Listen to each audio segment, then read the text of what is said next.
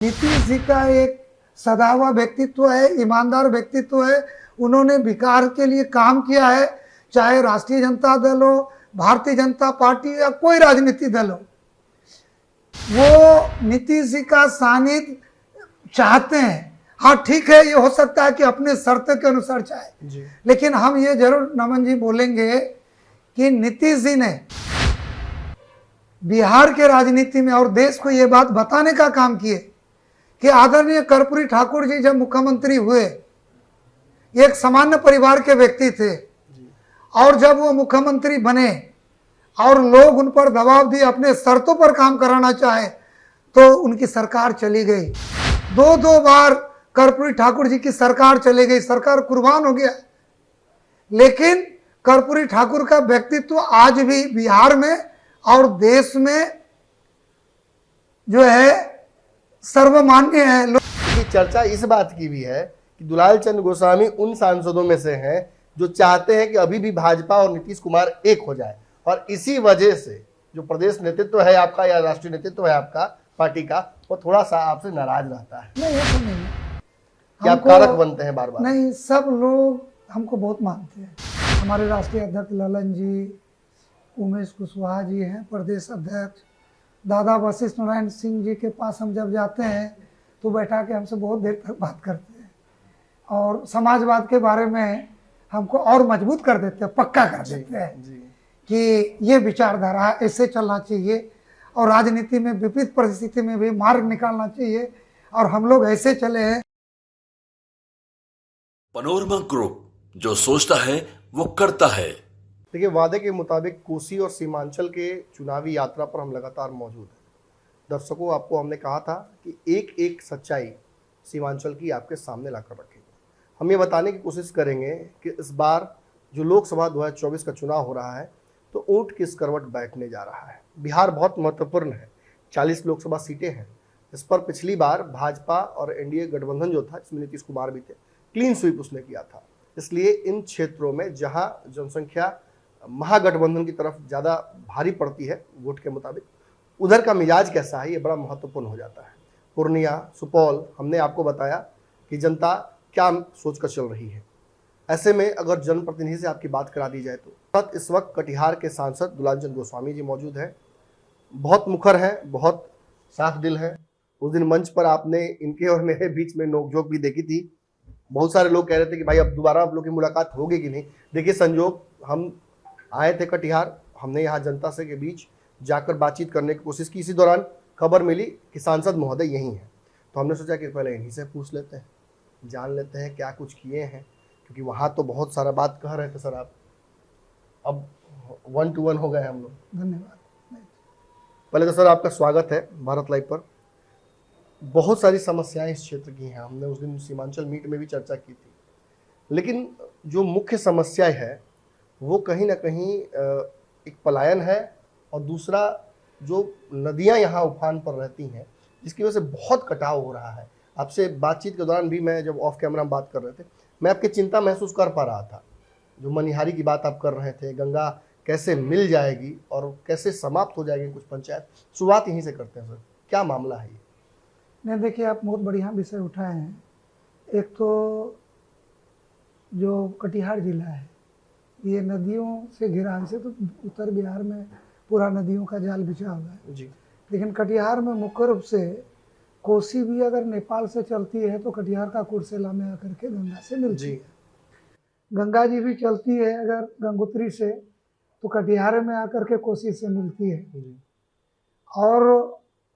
और जब वो कुर्सेला से आगे, मनिहारी से आगे निकलती है तो अहमदाबाद के पास आकर के पश्चिम बंगाल में चली जाती है, और वहीं पर अहमदाबाद में महानंदा भी गंगा में आकर के मिलती है। तो हम लोग के लिए समस्या क्या है कि तो नदी में जिस ढंग से गाद हो गया है, गंगा जी में, कोसी में, महानंदा में, तो छिछलापन आने के कारण नदी में कटाव भी होता है। कटाव होने से विस्थापन का भी समस्या आता है, गाँव कटता है, लोग विस्थापित हो जाते हैं जी। और इतनी सारी नदियां हैं तो कटाव, विस्थापन और फ्लड ये मेजर प्रॉब्लम है इस एरिया का। तो हमारा डे वन से जब से एमपी बने एमएलए थे उस समय भी ये कोशिश रहता कि कटाव निरोधी कार्य जो तत्कालिक है वो कराया जाए जी और दूरगामी कुछ हो तो जैसे गाद निकालना कुछ करना इस सब पर हम लोग बात कर रहे हैं। अभी तो मनिहारी में गंगा नदी में कटाव निरोधी कार्य जो है गांधी घाट में हो रहा है, पहले भी हुआ था। जी लगभग 100 करोड़ का भी 45-47 करोड़ का हो रहा है, लेकिन इस बार तो पानी कम आया तो कटाव रुका। लेकिन अभी सबसे ज़्यादा प्रॉब्लम हो गया है अहमदाबाद में, जिसके बारे में आप उल्लेख कर रहे हैं जी कि गंगा और महानंदा जहाँ मिलती है तो अहमदाबाद एरिया में गंगा में जब पानी आता है तो 300-400 मीटर प्रत्येक वर्ष करता है और एक भी आकार के लगभग बन रहा है। इधर कदवा से प्राणपुर से गंगा अहमदाबाद आती है, पूरब और उत्तर से, पश्चिम और दक्षिण से गंगा आती है। तो गंगा और महानंदा का दूरी जो है डिस्टेंस घटते जा रहा है। बढ़ता जा रहा है। अगर इसको ठीक से नहीं रोका जाएगा केंद्र सरकार, क्योंकि केंद्र सरकार के मंत्री गजेंद्र सिंह शेखावत जी जल शक्ति मंत्री उनसे भी मिले थे, जी अपने राज्य सरकार के भी मंत्री से मिले हैं, तो उन लोगों का जवाब भी आया है, लेकिन अभी कोई सकारात्मक कार्य उस क्षेत्र में नहीं हुआ। इधर तो हो गया, मनिहारी साइड में हो गया, लेकिन उसको कराना जरूरी है, उस पर हम लगे हुए हैं। सर, बाढ़ बिहार के लिए तो बहुत बड़ी पौराणिक आपदा है, शुरू से आता रहा है। बिहार को कहा था कि आपदा भी है बाढ़ और अपॉर्चुनिटी भी है। सरकारी बंदर बांट का हर बार विस्थापन होता है, विस्थापन के नाम पर पैसा, फिर कटाव के नाम पर कार्य। एक ही घाट को बार बार बनाया जाता है, फिर टूट जाता है, तटबंध बनाए जाते हैं, टूट जाते हैं, कोई परमानेंट सोल्यूशन नहीं हो पाता है। लेकिन मैं आप पे इल्जाम ही केवल नहीं लगाऊंगा, मैं ये भी बता दूं दर्शकों को कि अगर अपने क्षेत्र में बाढ़ की समस्याओं को लेकर पप्पू यादव और बाकी नेता मुखर रहते हैं तो उन मुखर लोगों में से एक दुलाल चंद गोस्वामी भी है। बार बार आपने खुद ही कहा कि अपने गजेंद्र जी से भी मिले, फिर बिहार सरकार के मंत्री से भी मिले। जैसा कि मैंने वहाँ स्टेज पर भी आपसे पूछा था सर कि आग अगर कहीं लगती है और आपको लगता है एक सांसद के तौर पर कि आग बढ़ सकती है, तो पहले तो आप ही ने एक मुट्ठी उठाकर पानी, एक गिलास उठाकर फेंकिएगा उस आग पर। पहले तो बिहार सरकार के मंत्री संजय झा ही ना काम करेंगे इस पर। नहीं, मंत्री जी से मिले, इस बार भी बात हुई है, तो बोले हैं कि इसको हम लोग प्रायोरिटी में लेंगे। जी और खास करके जो अहमदाबाद का जो एरिया हमारा झब्बू टोला है, सेखू टोला है, तो उस एरिया का और जो कटाव हो रहा है ना, जी तो अहमदाबाद प्रखंड में हम लोग का 6 किलोमीटर और पश्चिम बंगाल में 9 किलोमीटर, इस 9 किलोमीटर को बांधना जरूरी है। तो जब हम केंद्र सरकार में प्रयास किए, राज्य सरकार में, तो झारखंड, बिहार और केंद्रीय जी जो अधिकारियों का एक टीम आके सर्वे करके गया है।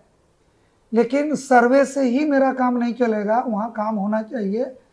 तो ये 2-3 स्टेट और केंद्र सरकार का मामला है, इस पर हम अति संवेदनशील, गंभीर हैं और मेरा पूरा प्रयास से ही टीम आई थी। जी और फिर जो अब जो सेशन चलेगा, रवि जो जाएंगे, तो हर हाल में हम चाहते हैं कि इसको जो है सिल्टेशन हटाना, नदी का जो है डाइवर्ट कराना। जब तक डाइवर्ट नहीं करेंगे, हमारा अहमदाबाद का जो वो 2-3 किलोमीटर का जो एरिया बचा हुआ है गंगा और महानंदा का, बचेगा नहीं। तो हमने सबको समझा दिया, अधिकारियों को बताया है, और आगे जो है मजबूती के साथ फिर इन बातों को करेंगे। ये मेरा लक्ष्य हो गया है कि इसको हमको बचाना है। लेकिन बचाना है तो वो तो सरकार को करना है। एक सांसद के जिन नाते एक एक बात को हमने सब जगह रखा है, सीएम साहब के सामने भी रखे, तो ये जरूरी है, इसको करेंगे।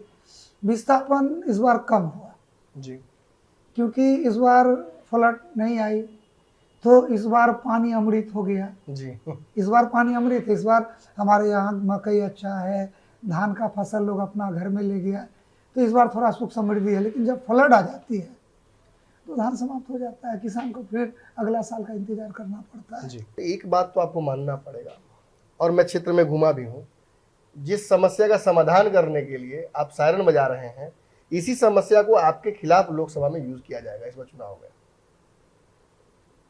नहीं, ठीक है, लोग ऐसे बोलने के लिए बोलेंगे जी लेकिन देखिए, काम करने का 2 फॉर्म है। जी एक तो लोकसभा का फॉर्म है या विधानसभा में उन बातों का उल्लेख करना, क्वेश्चन के माध्यम से, 0 आवर के माध्यम से।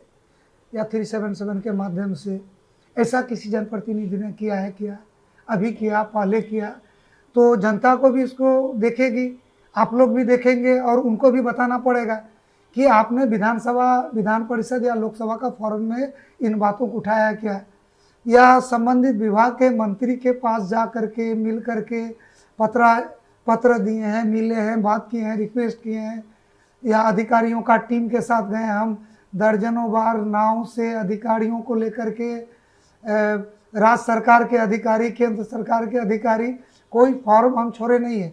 हम काम पर विश्वास रखते हैं और हमको लगता है जैसे जाइएगा, अहमदाबाद, बबला बन्ना, मस्जिद कट रहा है, स्कूल कट गया, 5 kilometre 6 kilometre Bihar, 9 kilometre Bengal cut रहा है, तो सबसे पहले बंगाल बिहार का एमएलए एमपी में दुलाले में गोस्वामी का नाम मंत्री जी बोलेंगे कि वो आए थे, चाहे बिहार हो चाहे भारत सरकार हो। नहीं, बिहार सरकार, आपने कहा कि इस बार तो लकी रह गए आपकी, बाढ़ नहीं आई, शायद हो सकता है कि जनता याद रखे ये बात, बाढ़ की समस्या इस बार नहीं हुई थी, लेकिन बिहार सरकार आखिर कर क्या रही है? नहीं, बिहार सरकार जानना जरूरी है। उसमें देखिए हेवी राशि का है, 100, 200, 500, 1000 करोड़ का है।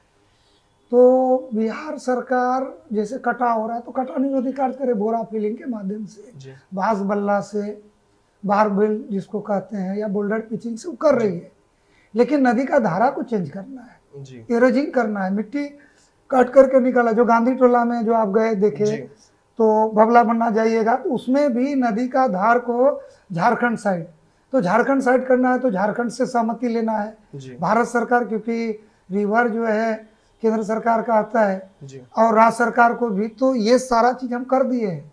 हमारा अपना कोशिश में कमी नहीं है और जब तक है पूरा कोशिश करेंगे, इसको करके ही रहना है। आप लोगों का भी सहयोग चाहिए, आप लोग की बात रखिएगा तो और मजबूती मिलेगी। दुलाल जी, ये तो समस्या रही क्षेत्र की, विस्थापन के बारे में भी आपने बताया, पलायन भी एक बड़ी समस्या है। आप लेबर मिनिस्टर रह चुके हैं बिहार सरकार में, जब मांझी जी का समय था, तो बड़ा नज़दीक से समझते हैं आप मजदूरों के दर्द को। रोजगार के लिए एक बड़ी चुनौती कहीं ना कहीं बिहार सरकार की हमेशा रही है, इंडस्ट्रीज आती नहीं है, जब उन क्षेत्रों में नहीं आती तो यहाँ इंडस्ट्रीज कैसे आएंगी? ये चुनौती कैसे पार पाइएगा? रोजगार लोगों को देना होगा। देखिए, बिहार तो शुरू से एग्रीकल्चर स्टेट रहा है ना, और ख़ास करके हम लोग जिस एरिया में, ये फ्लड इफेक्टेड एरिया है और यहाँ घनी आबादी है, तो ज़मीन का जो मात्रा है, जनसंख्या बढ़ा तो ज़मीन शॉर्ट हुआ। मान लीजिए किसी परिवार में 5 एकड़ ज़मीन था, 3 भाई है, 2 बहन है, तो 1-1 एकड़ हो गया। तो ज़मीन इतना सीमित हो गया है कि आप इंडस्ट्री लगाना भी चाहिएगा तो आप जमीन पैसा देके खरीद नहीं सकते, उतना जमीन एक साथ नहीं मिले। क्या किया जाए? नहीं, हम आपको बोल रहे हैं। और हमारे यहाँ जमीन से लोगों को इतना प्रेम है कि खेत का मेल सीधा करने के लिए सीओ और दरोगा का जरूरत पड़ता है। अगर नहीं हो रहेगा तो आप खेत का मेल सीधा नहीं कर सकते, झूठेरा मेरा हो जाता है। या मेर में ज़्यादा मिट्टी, कोई मिट्टी काट करके मेर में चढ़ाया, उसके तरफ गिर गया। मैंने इतना कोशिश है लोग जमीन के प्रति, उतना इंडस्ट्री के प्रति नहीं है, हमारा ये कहना है। और दूसरा चीज़ है कि क्योंकि पहले से कोई ऑप्शन नहीं आया, खेती हमारा पहला ऑप्शन है, तो ज़मीन को, खेत को हम लोग माँ के तरह मानते हैं कि यही हमारा सब चीज़ है। इंडस्ट्री आएगा तो क्या होगा। और जो टेक्निकल दिक्कत है, हम जब एमपी बने, हम गए और लेबर मिनिस्टर थे, तो दिल्ली जाते थे तो इंडस्ट्री वाले से बात करते थे कि आप लोग आइए। तो इस बार सीआईए का अध्यक्ष, बिहार का अध्यक्ष, सबको से हम मिले, तो हमारा कटिहार में इंडस्ट्री लगाइए। तो वो कोई इंडस्ट्रियलिस्ट जब इंडस्ट्री बैठाते, ठीक है, सरकार पर, नेता पर, भारत सरकार भी है, इतना तगड़ा सरकार है, उनको तो इंडस्ट्री बैठा देना चाहिए। बिहार में नहीं कर सकेंगे, उन्हें ऑप्शन नहीं हो रहा तो आप चल जाते। नहीं, हम मोदी जी को यहाँ, ठीक है, पूरा देश में कर रहे हैं, बोल रहे ना कि हमने ऐसा किया, तो यहाँ करना चाहिए। लेकिन क्यों नहीं होगा, उसके पीछे हम रीजन बता रहे हैं। एक कि फ्लड इफेक्टेड एरिया है, कोई भी उद्यमी जब पैसा लगाएंगे तो 2 चीज जरूरी है। एक सेफ्टी, हम एडमिनिस्ट्रेटिव सेफ्टी नहीं बोल रहे हैं। अब बिहार में वो प्रॉब्लम नहीं है कि कोई इंडस्ट्री लगाएगा और किसी को कोई डरा देगा और आर्थिक दोहन कर देगा, ये नहीं हो सकता है। लेकिन क्या है कि इंडस्ट्री लगाएगा तो उसको जमीन चाहिए। जमीन आसानी से एक जगह 100 एकड़ 200 एकड़ कहीं उपलब्ध नहीं होगा, सरकारी काम के लिए भी नहीं मिलता है। दूसरा चीज कि अभी एगो पावर ग्रिड बनना है, 50 एकड़ जमीन चाहिए, 3 साल से बन रहा है, जो बांग्लादेश को बिजली सप्लाई करने नहीं मिला। जी तो इंडस्ट्री वाले को जमीन चाहिए, उतना जमीन एक जगह मिलेगा नहीं। दूसरा, वो लोग इंटरनेट पर देख रहा है कि हर साल फ्लड आता है, तो फ्लड में कितना जमीन खाली रहता है कितना। तो जब फ्लड आती है अगस्त से लेकर के जुलाई से लेकर के सितंबर अक्टूबर तक फ्लड 3 महीना, कोई इंडस्ट्रियलिस्ट बताइए नमन जी, अगर इंडस्ट्री बैठाएगा तो उन्होंने हमको कहा कि हम इंडस्ट्री बैठाएंगे, 2 महीना 3 महीना मेरा बना हुआ माल रहेगा, एक तो ज़मीन का प्रॉब्लम है, फ्लड आ जाएगा, 3 महीना इंडस्ट्री बैठा रहेगा, तो हम लेबर पेमेंट कैसे करेंगे, फिर माल का शिफ्टिंग कैसे करेंगे। तो हम बोले कि भाई ये सब भी हम लोग फ्लड कंट्रोल कर देंगे, आप लोग आइए। तो उन लोगों ने कहा कि इतना रिस्क है, ज़मीन का प्रॉब्लम है, तो जहाँ ज़मीन सस्ता मिलता है लोग वहाँ चला जाता है। हम बोलते हैं कि बिहार के इंडस्ट्रियलिस्ट हरियाणा में जाके इंडस्ट्री बैठा रहे हैं, महाराष्ट्र में बैठा रहे हैं, पंजाब में बैठा रहे हैं, उनका बिहार नहीं है क्या? वो हिम्मत करे, कटिहार में हम लोग करेंगे मदद, सीमांचल में करेंगे। लेकिन नमन जी, जो ईमानदारी वाली बात है, अब सब ईमानदारी से जी आपका व्यूअर और बिहार की जनता को भी बता रहे हैं कि जो इंडस्ट्रियलिस्ट है उन्होंने जो मुझे प्रॉब्लम बताया वो बताए। दूसरा चीज़ बोला कि छोटा छोटा इंडस्ट्री हो सकता है। हम बोले कि तो दिक्कत क्या है? बोले कम्युनिकेशन। हम बोले बागडोगरा में हमारा एयरपोर्ट है, कटिहार में 2 राजधानी रुकती है, पूर्णिया जाइए आप, दरभंगा में एयरपोर्ट बन गया। बोले कि आपके यहाँ के लिए तो सुलभ कम्युनिकेशन चाहिए, तो सुलभ कम्युनिकेशन कोई धनी संपन्न आदमी कई जगह काम चल रहा है, तो वो 1-2 घंटा में आना चाहेंगे, 1-2 घंटा में लौटना चाहेंगे। तो एयरपोर्ट जरूरी है।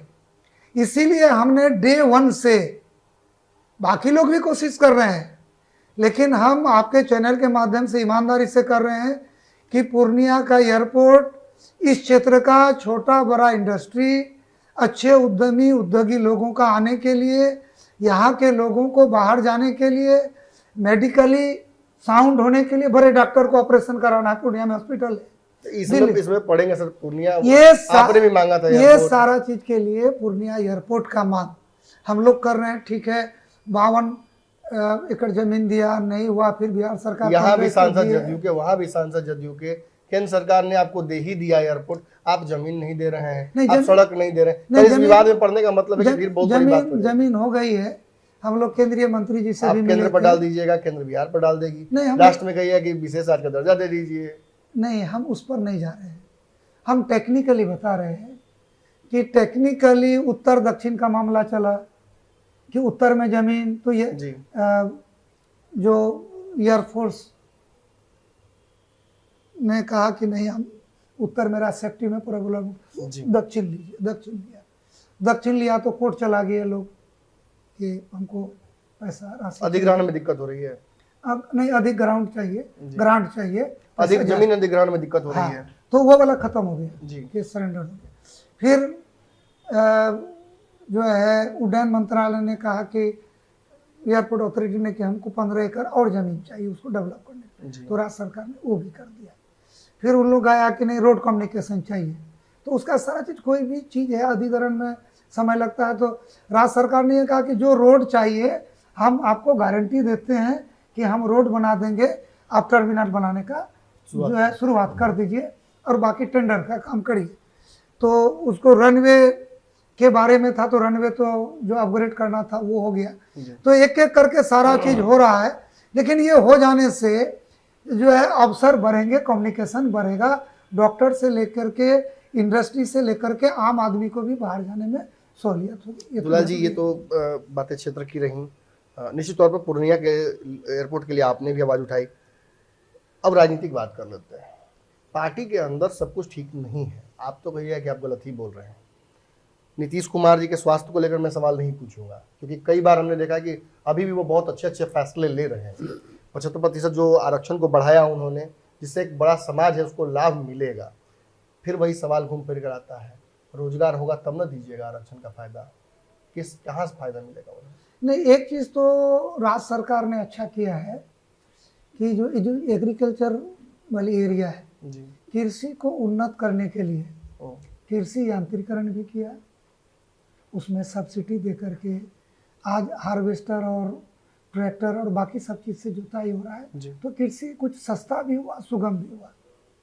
खाद का भी कभी कभी क्राइसिस होता है, नहीं तो केंद्र सरकार का जो डीएपी है और यूरिया है, बाकी सब चीज़ है, लगभग किसान को ठीक मिल रहा है। जी और राज्य सरकार के तरफ से अनुदान कृषि फसल क्षति पर भी कर ही रहा है। तो एग्रीकल्चर बिहार उत्पादन में आगे बढ़ा है। अभी गेहूं का उत्पादन में हमको लगता है बिहार में हम लोग टॉप में है। धान उत्पादन में ठीक है, थोड़ा पीछे है। मक्का उत्पादन में हम बहुत आगे चले गए प्रति हेक्टेयर के हिसाब से। मखाना में हम आगे हैं। तो इसको करके भी किसान की समृद्धि और रोजगार का अवसर हम एग्रीकल्चर को बढ़ावा देकर के कर सकते हैं। तो ये हो रहा है, लेकिन ये पर्याप्त नहीं है। ईमानदारी से कहिए तो ये पर्याप्त नहीं है। तो अगर दूसरा इंडस्ट्री नहीं बैठता है तो एग्रीकल्चर बेस छोटा छोटा इंडस्ट्री को भी हो रहा है। मखाना प्रोसेसिंग है, मक्का का, तो एक एक चीज़ को बढ़ाना पड़ेगा और युवा उद्यमी आ रहे हैं, लेकिन इसका गति और बढ़ाना है और इसको मार्केट भी देना है। तो ये सारा काम सरकार कर रही है, लेकिन इसमें और गति बढ़ाने का जरूरत है। दुलाल चंद गोस्वामी जी, कहा जाता है कि पार्टी के शीर्ष नेतृत्व से आपका बहुत सामंजस्य बैठ नहीं रहा है। मैं स्पष्ट बोल दूं, क्योंकि मैंने पंचनामा में एक दावा भी किया था कि पार्टी में कुछ ऐसे सांसद हैं जिनका बहुत अच्छा ट्यूनिंग नहीं बैठ पा रहा है इस गठबंधन के टूटने के बाद। दर्शक अच्छे से जानते हैं कि आपने अपनी राजनीति की शुरुआत ही भाजपा के साथ की थी। कई बार आपने प्रयास किया, एक बार विधायक आप बने, फिर 2 बार जो गड़बड़ाया सीट आपका, तो फिर कहीं ना कहीं निर्दलीय आप जीते, वहाँ भी दाल ताल में ठोका। फिर नीतीश कुमार के साथ आने का संयोग बना। आज भी लोग कहते हैं कि दिल से आप एक भाजपाई हैं। सुबह उठते नमस्ते वात्सल्य शुरू कर देते हैं, शाम तक होते होते आपको मोहन भागवत और जो बाकी बड़े नेता आरएसएस के रहे हैं, दीनदयाल उपाध्याय, इनकी याद आने लगती है। अभी भी कार्यशैली आपकी आरएसएस वाली ही रहती है। नीतीश कुमार से प्रेम है इसलिए इस पार्टी में है, लेकिन अब मामला बदल रहा है, जदयू बदल रही है। अब नेतृत्वकर्ता नीतीश कुमार के परे देख रहे हैं। ऐसे में कहा जा रहा है कि आप उन नेताओं में से खड़े हो गए हैं जिनके तरफ पार्टी सेम जो प्यार है ना, रेसिप्रोकेट नहीं कर पा रही। मैं ये नहीं कहूँगा कि आपकी टिकट काट दी जाएगी, लेकिन ऐसा तो नहीं कि दुलाल चंद गोस्वामी खुद ही अपना रास्ता नाप ले। नहीं, ऐसा कुछ नहीं है। देखिए, एक बच्चा जब जन्म लेता है तो 6 दिन तक अपनी माँ का ही रहता है। बिल्कुल। तो क्या बड़ा होने के बाद जो माता का मातृत्व है, उनका जो स्नेह प्रेम है, तो बच्चा के साथ बना रहता है। बच्चा माँ का ही रहता है। फिर जब छठी के बाद बाहर निकलता है ना, तो माँ बाप के अलावा दादा दादी और गांव का हो जाता है जी। लेकिन जब बच्चा वो स्कूल में जाता है तो समाज का हो जाता है। बिल्कुल। और जब वो कॉलेज से निकलता है तो राष्ट्र का हो जाता है। तो हर आदमी का बचपन से जवानी तक कई तरह का फेज आता है। तो राजनीतिक में कई फेजें आते हैं, लेकिन आज जहाँ हम काम कर रहे हैं, हमको नीतीश जी ने एक बड़ा प्लेटफार्म दिया है। जी। बड़ा प्यार, सम्मान, आदर, आज भी उनका प्यार में कोई कमी नहीं है। और राजनीति तो एक दूसरे का आइडियोलॉजी, सोच, भरोसा, अवसर, काम करने का, तो इन सारी चीज़ों से होता है। और डे 1 से जब से हम नीतीश जी के साथ हैं, हम उनका बहुत आदर भी करते हैं कि हर समय हमको मेरे इन बातों का चिंता करते हैं कि कहीं कोई दिक्कत तो नहीं है। कोरोना काल में कई बार फ़ोन किए, कोरोना काल में कहाँ है, कोई दिक्कत तो नहीं है। ऐसे भी जब भी मिलने जाते हैं तो एक वो क्षेत्र के बारे में काम करने में दिक्कत जनता का ही। तो एक पॉलिटिकल आदमी, चाहे वो एमएलए एमपी हो या राजनीतिक क्षेत्र में काम करे, जिनके सानिध्य में, जिनके नेतृत्व में काम करते हैं, और वो अगर उनका खबर ले और काम करने का अवसर और अपॉर्चुनिटी दे और भरोसा करे, तो उससे अच्छा कुछ नहीं है। ठीक है, ये बात सही है कि हम बचपन में एकात्म मानववाद को पढ़े, दत्तोपंत ठेंगरी जी को पढ़े और उनका अनुसरण करके उस समय काम किए। तो एकात्म मानववाद आज दुनिया और देश से विलीन होने वाला नहीं है। ये जो समष्टि से बेष्टि है, अणु से परमाणु है, फॉर्मूला वही है। तो वो सिद्धांत तो आज भी है। हमारे नेता नीतीश जी भी वही कहते हैं। दीनदयाल जी बोलते थे कि समाज के अंतिम पादान का व्यक्ति का सेवा ही अंत्योदय सेवा है। नीतीश जी भी बोलते हैं कि समाज में जो पिछड़े हुए हैं तो उनको जब आगे बढ़ा देंगे तो समाज आगे बढ़ जाएगा। तो बात बराबर है, केवल विश्लेषण अलग है, काम करने का तरीका अलग है। ये तो कहा हमको जाता है सारा चीज है। एक बात आपने कही, ठीक बात है, आप किए, अच्छा किए कि भाई लोगों के मन में ये आता है कि शायद चुनाव है, राजनीति है, लोग प्लेटफार्म बदलते हैं तो और बाकी आपको तो लोग कई experience है। जगह। और आपको तो एक्सपीरियंस अच्छा खासा नहीं, है। हमको कोई एक्सपीरियंस नहीं। देखिए हम 95 जो एमएलए बने ना, 94 तक हम चुनाव लड़ना नहीं चाहते थे। जी हम तो ये आदरणीय कैलाशपति मिश्रा जी, ताराकांत झा जी और दुर्गादास राठौर जी, अब वो लोग नहीं है।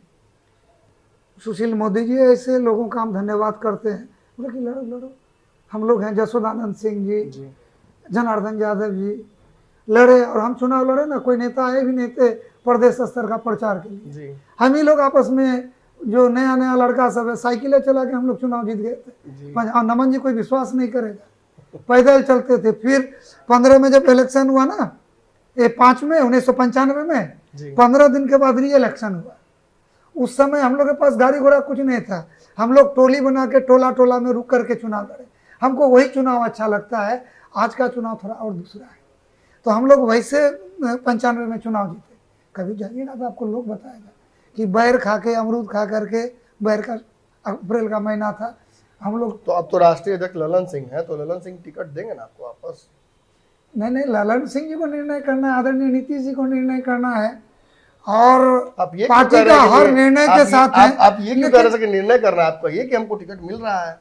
देखिए, सबका अपना अपना दायरा है। हम पार्टी का एक वर्कर हैं, नीतीश जी का एक सिपाही है, और नमन जी ये बोलने के लिए नहीं, जिस तरह से एक मजदूर अपने खेत में काम करता है, जब गोड़ाई का काम करना है तो गोड़ाई करता है, जब निकोनी करना है तो निकोनी करना है, और फसल काट के ला करके गृहस्थ का घर में पहुंचाना। जी तो जहां भी जिस भी प्लेटफॉर्म में हम रहे, मेरा ये काम रहा है कि पार्टी का जो भी दिशा निर्देश है, पार्टी के लिए काम करना। हमारा एक एमपी के नाते नेशन फर्स्ट, कटिहार की जो जनता है जिन्होंने हमको जिता करके भेजा, उसका जिम्मेवारी उत्तरदायित्व मेरा है। तो कटिहार के जनता के लिए काम करते हैं, कटिहार के विकास के लिए, पार्लियामेंट में, पार्लियामेंट से बाहर, राज्य सरकार में कटिहार तेजी से आगे बढ़े। कटिहार ये जो आकांक्षी जिला है, जो देश का 112 अविकसित जिला में है, ये आकांक्षी जिला से बाहर कैसे हो? बाकी लोगों के मन में ये रहता है, हमको भी बोलना पड़ रहा है पार्लियामेंट में, कटिहार आकांक्षी जिला है, मेरा जिला में ये कर दीजिए।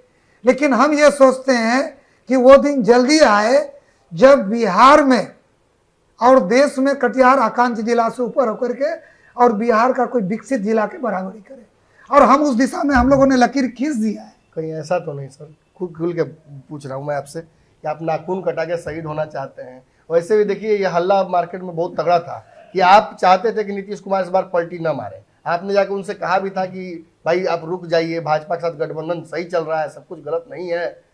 ऐसा तो नहीं कि धीरे से शिफ्ट कर जाएगा नमन भाजपा जी, की तरफ? जी एक बात हम क्लियर करना चाहते हैं, क्योंकि ये सवाल बहुत बार बहुत लोग बहुत ढंग से बोलते हैं। जी पहला तो ये कि माननीय मुख्यमंत्री जी जब जब बदले हैं, मान लीजिए बीजेपी के साथ रहे हैं तो अच्छा बीजेपी भी बोलते हैं, जब आरजेडी के साथ थे तो वो भी अच्छा बोलते थे, फिर राजनीतिक परिस्थिति बना और एक वातावरण है, वो डिटेल में नहीं जाना चाहते हैं। जी जो चीज़ उनको अच्छा नहीं लगा, फिर बीजेपी ने कहा कि आइए साथ आइए, तो बीजेपी आया। ये तो रिजनेशन देने जा रहे थे जब आरजेडी से अलग हुए, जी तो बीजेपी को पता चला, वो लोग फोन किया कि काय रिजनेशन दीजिएगा, हम लोग साथ आ रहे हैं। वही भारतीय जनता पार्टी साथ आया, सारे एमएलए 91 मार्ग में आए, और फिर उनके साथ बीजेपी के साथ सरकार बनी। अब फिर जब हमारा एमएलए को ही ले लेगा, पार्टी का अस्तित्व का सवाल आ गया, क्या क्या बोले कि क्षेत्रीय दल खत्म हो जाएगा। जब समाप्त ही हो जाना है तो लोग जिंदा रहने के लिए सर्वाइव करेंगे कि नहीं? कोई भी, मान लीजिए नदी तैर रहे, यहाँ फ्लड का पानी आ गया, फ्लड आ गया तो मरा हुआ बैल के शरीर में हाथ दे करके नदी पार करना पड़ता है नमन जी। बिल्कुल। या केला का, हम लोग थम बोलते हैं, केला का गाछ पकड़ के फ्लड आ गया। देखते हैं फ्लड आता है ना, तो कोई भी चीज जब सामने मिलता है, आदमी तैर रहा है, डूब रहा है, उसको, और यहाँ तो राजनीति है, राजनीति है तो लोग सिमिलर माइंड का है।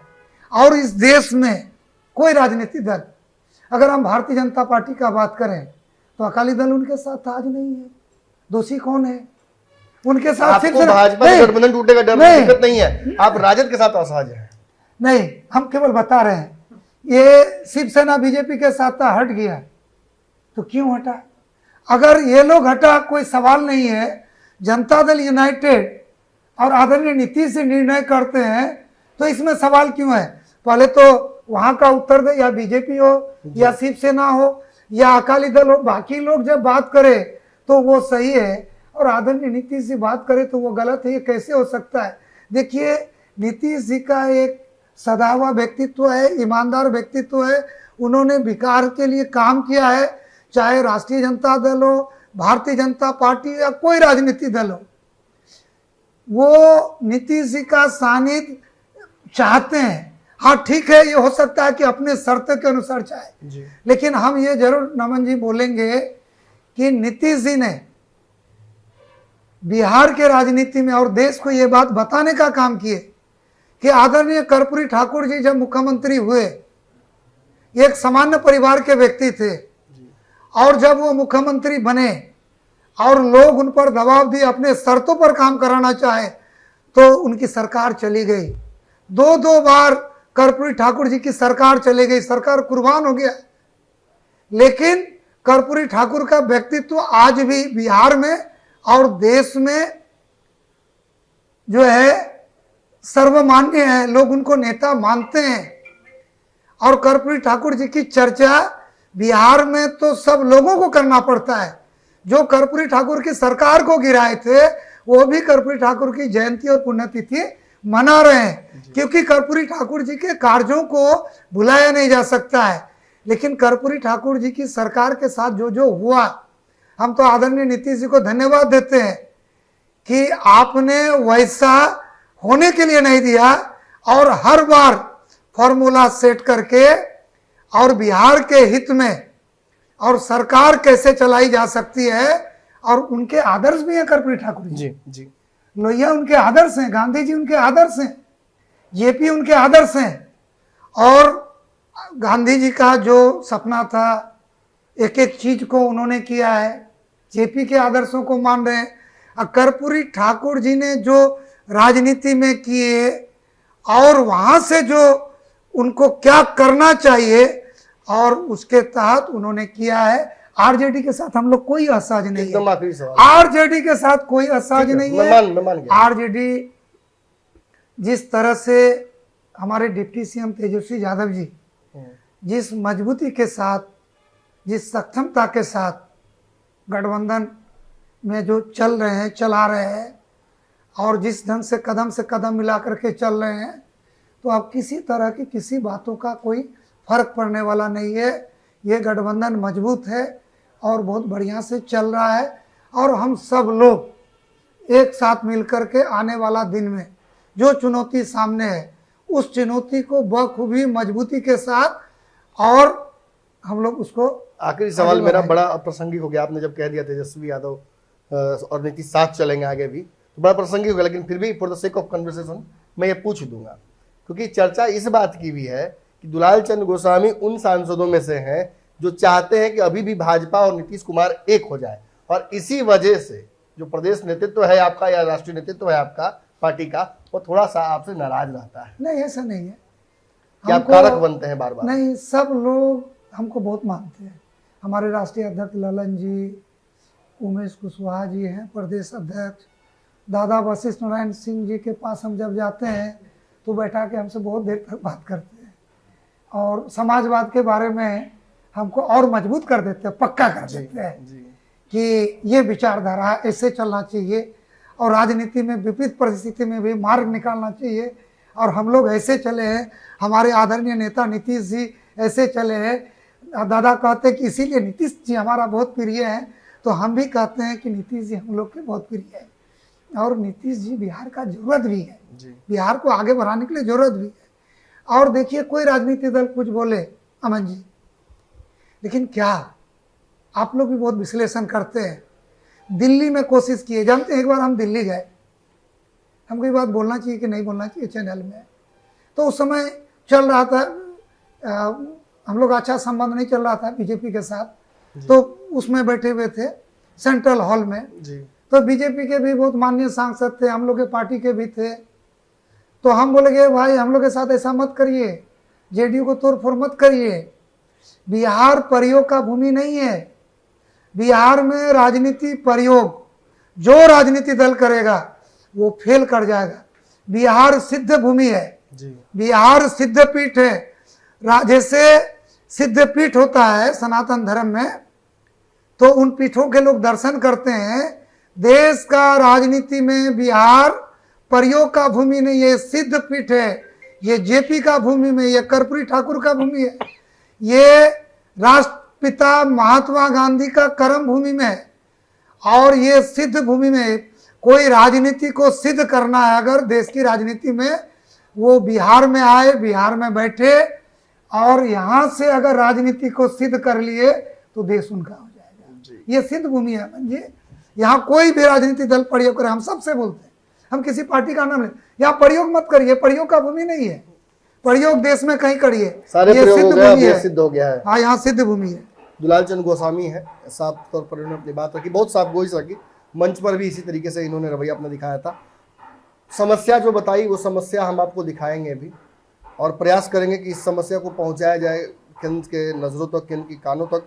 राजनीति में भी बहुत स्पष्ट इन्होंने कह दिया कि नीतीश कुमार के साथ है। एक बड़ी बात जो इन्होंने कही वो दर्शकों को तवज्जो चाहूँगा, बाढ़ में अक्सर जानवरों के लाश को ही पकड़कर पार कर दिया जाता है। इसके बारे में कभी विशेष विश्लेषण में आगे पंचनामा में एपिसोड में आपको बताऊंगा। फिलहाल ये दावा दुलाल चंद गोस्वामी का है कि ये यहाँ नीतीश कुमार का खूंटा मजबूत कर रहे हैं। अगली कड़ी में जल्दी ही मुलाकात करते हैं उससे। धन्यवाद। अगर ये वीडियो पसंद आई और वह बिहार के राजनीति और बिहारियत से सरोकार रखेनी तो सब्सक्राइब बटन दबा के चैनल के सब्सक्राइब कर ली। ओजे एगो घंटी बा, ओकरा बटन दबा देला से कुल सटीक और मारक खबर रुआ मुफ्त में मिल जाई। अगर रुआ पत्रकारिता के हमनी के नया प्रयोग में सहयोग कर चाहतानी तो ज्वाइन बटन दबा दी। पेटीएम नंबर नोट कर ली 9386816700। धन्यवाद।